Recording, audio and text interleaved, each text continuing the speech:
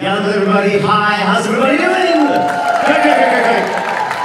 You know, this entire thing that Farah has been doing, this Firefly concert, when she told me about it, I was like, that is so courageous, and it's so vulnerable, and so personal, and then when she asked me to speak, to do a little speech for you all, I was like, all right, I'm gonna go a little personal too. So, a couple weeks ago I celebrated a birthday. Thank you very much. No, it wasn't a big one, it wasn't a big one, it wasn't a big one. I celebrated a birthday, and I like to reflect on my birthday. I like to look back at past accomplishments, just the past, and then I like to think about the future.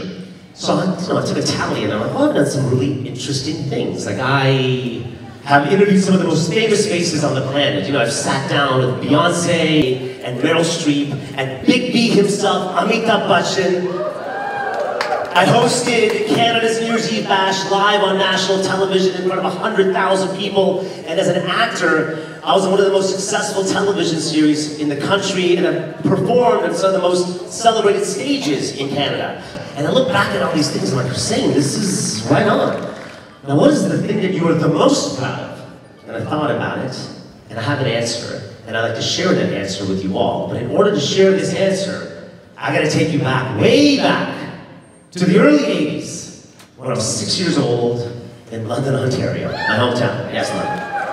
All right, so back then in the early 80s, the Eid namaz, the prayer that is recited twice a year for Muslims during their Ramadan and the celebration of the sacrifice, Eid al-Adha. Normally in the early 80s, back then, children didn't really recite the namaz. Nowadays you see kids do it all the time, but back then that wasn't really the case. And my dad showed me a picture of Haj Imam. He's like, take a look at this. This is Haj Imam saying the Eid namaz when he's 7. You're going to say it when you're 6. So that meant after school is namaz practice, weekends namaz practice, summertime namaz practice. My dad took over the living room. He got a microphone stand, a mic, a massive VHS camera, and recorded me, and then critiqued my performance day in, day out. Took over the living room. My poor sisters are like, what happened to our television? And poor Hussein. I do the Varo in Kane, and everybody shows up. You know, aunts, uncles, grandparents, the entire London Jamaat, and they're so generous with their praise. You know, some people were moved to tears. But the only person I wanted to hear from was my dad.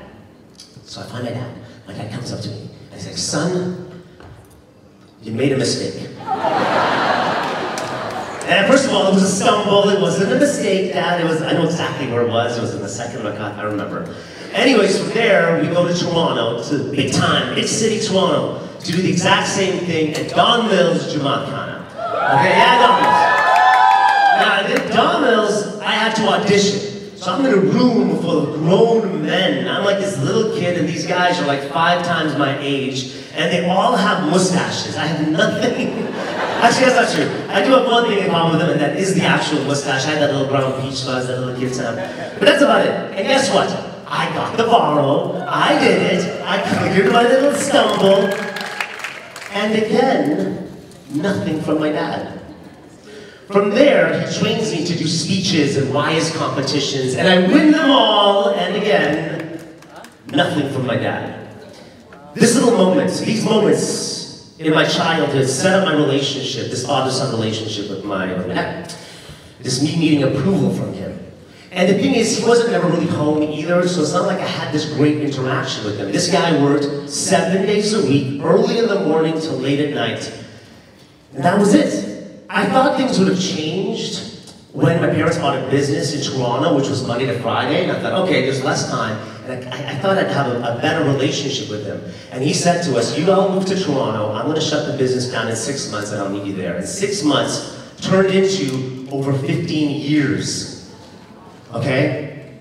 And this idea of like, as an adult now, looking for approval from my dad turned into resentment. It was pretty tough, it's heavy on your shoulders. I ended up taking this course with motivational speaker Tony Robbins. He has this sentence. All right, Tony Robbins, yeah, amazing. Tony Robbins has got this, he's lots to get out of it, but one sentence that really stuck out and changed my life is this. Trade your expectations for appreciation, okay? It's a cool sentence. it hit me a little bit. I'm like, what does that mean? What expectation? I guess, well, I expect my dad to be a certain way, and I'm let down a lot. I just don't know how to. What am I going to do to appreciate? I couldn't find it, and then it happened one day. I was shooting a television series in Toronto, and I was staying with my parents, and we were late for a family gathering. And my interaction with my dad at this point is very minimal. And if I am interacting with my dad and we're late for something, this is how the conversation really is. It's something like this. And I'll do an impression of what I was like. Dad, we're late! Dad, hurry up! And my personal favorite, what is wrong with this family? So I was so tired of being angry and resentful. And I had this thought, God forbid if something tragic happens, that resentment is going to stay with me. And I've seen it. I've seen it with close family members and friends, and it's gross, and I don't want it. And so I made a decision that day. I'm going to change my relationship with my father, whether he likes it or not. This is happening. So I go up to my parents' bedroom. I say, Dad, right away. He's like, I'm ready, which was the normal call and response. I would yell something, and he would lie and say, I'm ready. I'm like, no, it's okay. No, we have time. Don't worry about it. So I'm thinking, okay, forget about the expectation of being on time. I'm going to find something to appreciate about this man. And I'm just looking at him like, Dad, you're handsome. I do appreciate the chiseled jawline you hooked me up with. Thank you very much. So I look at my dad and I'm like, listen, I think I have a better tie that's going to go well with this. He's like, huh? 1 second. And I go to my closet and I get this really nice tie and I put it on him and I put the tie on him. And I go, yeah, this looks good. That little interaction changed my dynamic with him that day. And then I just kind of stayed on that track. I traded in my expectations, and I put in some appreciation, and it turns out, over time, there's lots and lots and lots of things to appreciate about my father.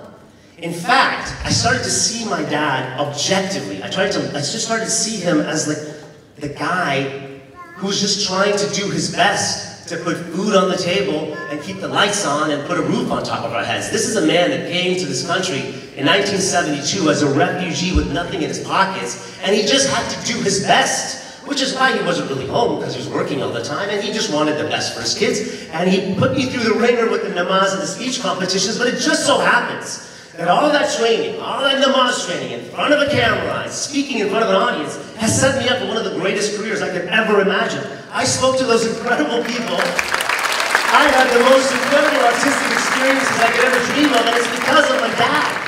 I'm not even joking. And this is the wild thing. That one little adjustment of trading in my expectations and just appreciating who he is has changed him. My dad now is my guy. My dad texts me all the time. Says stuff like, hey son, miss you, when are you coming home for dinner? Hey son, just want to let you know I love you. Hey, when are you coming? I had to call his doctor and I was like, is everything okay with my father? He's acting a little weird now. No, it's so remarkable. My dad reads my screenplays and says stuff like this, when's our agent calling? Our agent? In fact, next month in September, my dad and I are going on a European road trip, which I cannot wait. And on top of that, my dad, for the most part, is on time, which is also high. I want to let you know that it's all possible. So I want to ask you all to take a look at some of the relationships in your lives. Are there people that maybe you have expectations for, and you're not meeting them? Can you trade in those expectations for appreciation? I don't know. And listen, it's a lot of work, and for some of you, it may not be worth the effort. But maybe it's a friend, or a partner, or a child, or a parent. Because expectations is kind of back here. You were just expecting something. But when you appreciate someone, you take a step forward, closer to them, and you see them in just a different light. Which I promise you, it worked for my dad. I'm telling you right now, if you told me that I would be having these incredible experiences with my father like 10, 15 years ago, I would have said it's impossible. And I'm telling you, it is totally possible. So, when I look back and I do my little checklist, you know, on my birthday, like, wow, these are all the things I'm proud of. The thing that I'm the most proud of, without a doubt, the thing that is the top of the list, is my relationship with my father. Thank you very much.